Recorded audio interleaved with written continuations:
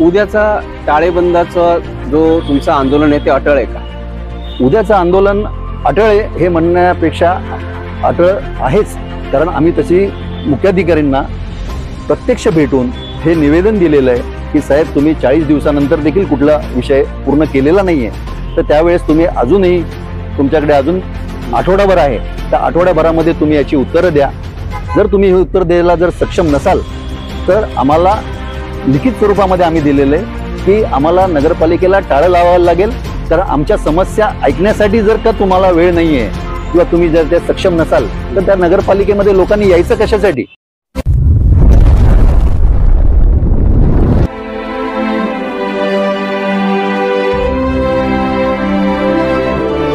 नमस्कार, मी आहे प्रफुल्ल केदारे. आपण पाहत आहात आकाशगाथा. डॉक्टर बाबासाहेब आंबेडकरांनी बहिष्कृत भारताच्या एका अंकात लिहून ठेवलंय की ज्या शहरातील आर्थिक दुर्बल घटकांना नागरी आणि मूलभूत सेवा मिळत नसतील तर त्या देण्याची जबाबदारी ही तिथल्या स्थानिक स्वराज्य संस्थेची आहे. पण या संविधानाच्या अंतर्गत ह्या मूल्यांची किती जपवणूक होते की अडवणूक होते, असा एक मुद्दा अंबरनाथच्या नगर परिषदेच्या एकंदरीत प्रशासनाकडे पाहिल्यानंतर निर्माण होतोय. कारण भारतीय जनता पक्षाने उद्या अंबरनाथ प्रशासनाच्या विरोधात, प्रशासकांच्या विरोधात आपला रोष व्यक्त करत नगरपालिकेला टाळं ठोकण्याचा, टाळेबंद करण्याचा निर्णय घेतलेला आहे. जेव्हापर्यंत नगरपालिकेचे मुख्य अधिकारी येऊन आमच्याशी ऑन द रेकॉर्ड चर्चा करत नाही, जेव्हापर्यंत ह्या शहरातल्या नागरिकांचे प्रश्न कधीपर्यंत सुटतील याचं लेखी आम्हाला काही कॉन्क्रीट, ज्याला आपण बोलतो कॉन्क्रीट उत्तर मिळणार नाही, तेव्हापर्यंत त्या ठिकाणी आम्ही ठिय्या आंदोलन, अर्थात त्या ठिकाणी टाळाबंदी ठिय्या आंदोलन ते आम्ही चालूच ठेवणार. विकासाच्या व्याख्या बदलतायत, गावं शहराला भिडतायत आणि शहर गावांना कवेत घेऊ पाहतायत. यातूनच निर्माण होत आहेत नवनवीन प्रश्न आणि समस्यांची गुंतागुंत. पण उत्तर देणार कोण? आपण बोलणार आहोत गावातल्या, शहरातल्या विविध लोकांशी. बदलती गावं, बदलती शहरं. त्या निमित्तानं ही नेमकी परिस्थिती का उद्भवली, याच्या मागची कारणं काय आणि शहरातच एकंदरीत चाललेला हा अनागोंदी कारभार काय, यावर आपण चर्चा करण्यासाठी आज कळीच्या मुद्द्यामध्ये माझ्यासोबत आहे भारतीय जनता पक्षाचे महाराष्ट्र प्रदेश ओबीसी सेलचे उपाध्यक्ष अजितजी खरात. सर, तुमचं खूप खूप स्वागत आहे. भारतीय जनता पक्ष इतका आक्रमक का झाला की इथल्या नगर परिषदेच्या विरोधात थेट टाळं ठोकायची वेळ आली तुमच्यावर? हा जो विषय आहे हा केवळ काल चर्चा केली आणि आज टाळेबंदीचा विषय घेतला असा विषय नाहीये. तर आज प्रत्येक नागरिकाचा, जो तुम्ही सांगितलं त्याप्रमाणे प्रत्येक नागरिकाचा जो मूलभूत अधिकार आहे की नगरपालिकेला आपल्या समस्या मांडायचा आणि त्या समस्यांचं निराकरण करणं हे स्थानिक स्वराज्य संस्थेचं काम आहे. तर त्यानुसार ज्या आपल्या स्थानिक स्वराज्य संस्थेने ज्या काही गोष्टी करणं अपेक्षित आहे त्यासाठी पत्रव्यवहार केल्यानंतर त्या पत्रव्यवहाराचं उत्तर देणं आणि त्यानुसार त्याच्या समस्या सोडवणं हे जे नगरपालिकेच्या प्रशासनाचं काम आहे ते जर होत नसेल तर बाबासाहेब आंबेडकरांनी दिलेल्या संविधानाच्या मार्गाने प्रत्येक गोष्टी करून हा एक सगळ्या आपल्या ज्या बाबी आहेत त्या संपतात. आंदोलनं होतात, आंदोलनाला उत्तर दिलं पाहिजे, त्या उत्तरातून समाधान झालं पाहिजे. तुम्ही म्हणालात की हे एकाएकी घडलेलं नाही, तर नेमक्या अशा कोणकोणत्या समस्यांनी ग्रस्त आहे अंबरनाथ की हा इथल्या नागरिकांचा उद्रेक आता उद्या बघायला मिळेल?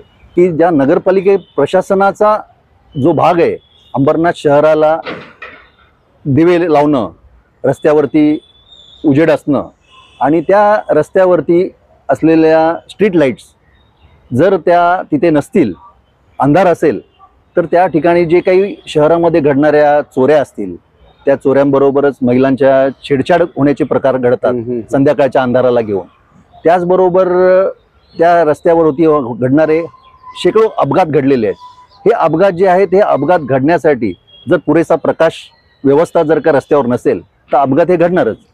पण आता आपण म्हणजे अंबरनाथ पॅटर्न पूर्ण महाराष्ट्राला दाखवतोय, 90% कॉन्क्रिटीकरण झालंय, तरी देखील आपण समाधानी नाहीत का की झालं नाही, ही धूळफेक आहे? रस्त्याचे कॉन्क्रिटीकरण झालेलं आहे कागदावर, परंतु ऍक्च्युअल मध्ये काय झालेलं आहे हे पाहणं महत्वाचं आहे. जे लोकांना दिसतंय, परंतु एक्झॅक्टली काय केलेलं आहे तर नगरपालिका प्रशासनाने त्याचे आराखडे तयार केलेले आहेत. मास्टर प्लॅन मध्ये जो रोड आहे, जो 60 फुटाचा रोड आहे, 80 फुटाचा रोड आहे, 100 फुटाचा रोड आहे, त्याप्रमाणे त्याचा आराखडा तयार केला, प्लान तयार केला.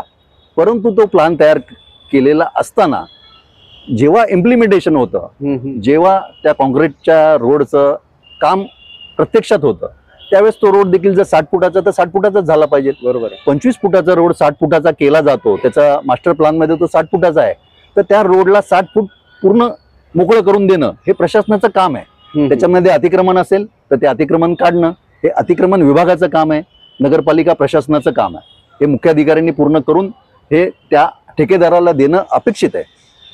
पण तुम्हाला काय वाटतं, इथले मुख्याधिकारी किंवा इथले प्रशासक आहेत ते आपल्या कर्तव्य बजावणीमध्ये सक्षम नाही आहेत का? आजचे जे सीओ आहेत हे नवीनच आपल्या अंबरनाथ नगर परिषदेमध्ये आज प्रशासक म्हणून किंवा मुख्याधिकारी म्हणून बसलेले आहेत. यांच्याकडे आम्ही जेव्हा पाठपुरावा केला पाठीमागचा विषय घेऊन, तर यांना पाठीमागचे विषय माहितीच नाही. आणि अधिकारी जे आहेत हे अधिकारी त्यांना पुरेशी माहिती देत नाहीत. अच्छा. मग त्यामध्ये झालंय काय की यामध्ये हे जे काही रोड बनवले गेलेत, आम्ही त्यांच्याकडे तो आक्षेप घेतलेला आहे. ज्या टायमाला पथदिवे नाही आहेत तर पथदिव्यासाठी स्ट्रीट लाईट विभागाकडे, विद्युत विभागाकडे हे लोक पत्रव्यवहार करतात किंवा विद्युत विभागाकडे विचारणी करतात आणि सांगतात की पथदिवे तर आहेत व्यवस्थित, काही प्रॉब्लेम नाही. परंतु पथदिवे लावण्याचा जो विषय आहे तो सिमेंट कॉन्क्रिटीकरण जर 90% झालं तर त्यामध्ये रोडच्या माध्यमातून पथदिव्याचा देखील कॉन्ट्रॅक्टमध्ये समावेश आहे आणि ते पथदिवे तिथे लावले गेलेलेच नाहीये. एक स्टारलाइट नावाची कंपनीला मेंटेनन्सचं डिपार्टमेंट, मेंटेनन्सचं कॉन्ट्रॅक्ट स्टारलाइट कंपनीला दिले. त्या स्टारलाइटच्या नगरपालिकेचे काहीतरी टॅक्सला घेऊन का जीएसटी का सर्व्हिस टॅक्सला घेऊन न्यायालयीन लढाई चालू आहे. तर नगरपालिका प्रत्येक वेळेस लोकांना सांगते की न्यायालयीन लढाई असल्या कारणाने आम्हाला त्या ठिकाणी काही करता येत नाही. परंतु आमचा विषय आम्ही मूळ गाभ्यापर्यंत हा विषय नेतोय की स्टारलाइटला नवीन पोल उभा करणं स्टारलाइटचं काम नव्हतं. नवीन पोल उभा करणं हे जेव्हा जेव्हा कॉन्क्रीटचे कामं या शहरामध्ये झाले, जवळपास 150हून अधिक 10 वर्षामध्ये 150 प्रकल्प कॉन्क्रीटचे झाले. ह्या प्रत्येक 150 प्रकल्पांमध्ये स्ट्रीट लाईटचा हा एस्टिमेट त्या ठिकाणी होता, अनेक बिलिंग पण त्या ठिकाणी झाले. परंतु जागेवर आपण जेव्हा पाहणी करतो की फक्त 10च प्रकल्पांमध्ये स्ट्रीट लाईट अस्तित्वात दिसतात, नाही तर संपूर्ण शहरामध्ये आहेत ते लाईटी सुद्धा एमएससीबीच्या पोलवरती टांगलेले आणि असणाऱ्यांपैकी पण जवळपास 90% लाईटी हे बंद अवस्थेत आहे. त्या कॉन्क्रिटीकरणाच्या कामामध्ये ना नाले बनवलेत, ना त्यासाठी असलेले पथदिवे लावलेले आहेत आणि यामुळे रोड अंधारामध्ये आहे. आणि पावसाळ्यामध्ये जो काही पाण्याचा आम्हाला जो काही पूर परिस्थिती निर्माण होते याचं कारण, एकमेव कारण हेच आहे की त्या रोडला नाले बनवलेले नाहीत. नाले कुठे आहेत?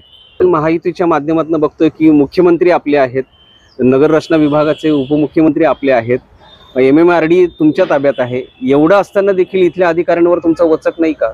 अधिकाऱ्यांवरचा वचकपेक्षा महत्वाचा विषय असा आहे की अधिकाऱ्यांची जी कामं, कागदोपत्री जी कामं केली जातात ह्याच्यामध्ये हेराफेरी केली जाते. ती कशी ते तुम्हाला सांगतो की या कामाच्या मध्ये जो पत्रव्यवहार आणि आम्ही जे काही माहिती अधिकार आणि विषय जे पाहिले, लोकांना ॲक्च्युअलमध्ये लोकांकडे हे विषय डिस्प्ले केलेच जात नाही. कुठल्या रोडचं काम चाललंय, त्या रोडच्या कामामध्ये कोणता रोड प्रस्तावित आहे, कुठून कुठपर्यंत तो रोड बनवला जाणार आहे, त्या रोडचा आराखडा देणं, त्या रोडमध्ये असलेल्या काही संभाव्य माहिती जे फलक आहेत हे फलकच लावले जात नाहीत. त्यामुळे कुणाला हे माहितीच नसतं.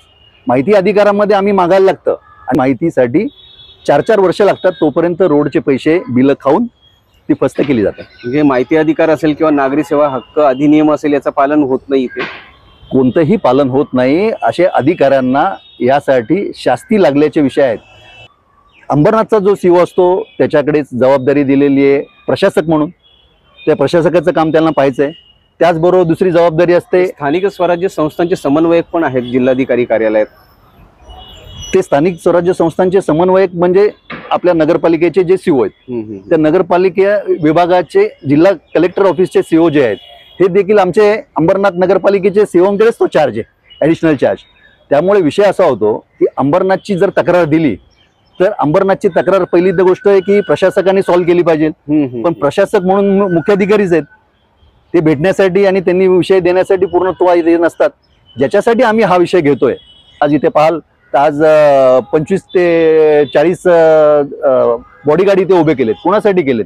म्हणजे पब्लिकला अडवायसाठी केलेत की पब्लिकच्या समस्या सोडवायसाठी तुम्ही जे काही माणसं उभी करायला हवेत त्या समस्या सोडवण्याची कुठलीच भूमिका प्रशासनाची नाही आहे. अंबरनाथ शहरामध्ये असं एकमेव अंबरनाथ नगरपालिका असेल की ज्या नगरपालिकेमध्ये प्रकल्प हा एक विभाग त्यांनी उभा केला होता.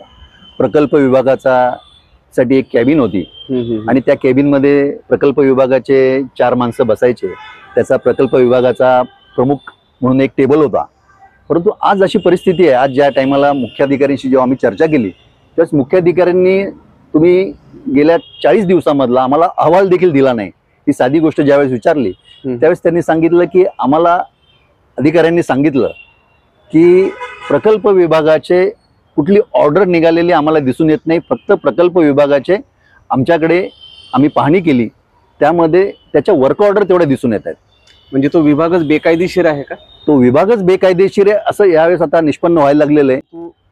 हे सरकार जे आहे वेगवान सरकार असल्याचा दावा करतं, परंतु त्याच सरकारच्या पदाधिकाऱ्यांना जर इथल्या नागरिकांच्या हक्कांसाठी टाहो फोडावा लागत असेल तर खऱ्या अर्थानं हे सरकार वेगवान आहे का?